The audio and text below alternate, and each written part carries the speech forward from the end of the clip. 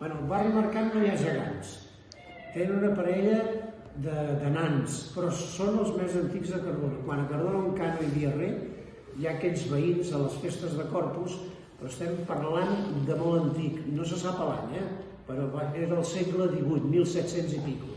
El que posem a finals del segle XVIII, els veïns d'aquell barri, com que ja hi havia el barri, l'església de Cardona està en aquest barri. I ells volien donar-li més esplendor a la seva festa i van decidir fer una parella de nans. I aquesta parella de nans és la més antiga de Cardona, de finals del segle XVIII. Tampoc tenien nom i al final, a finals del segle XX, sobre el 1990 i pico, ara l'any exacte no sé, els veïns també hi van voler posar nom i al final els van batejar.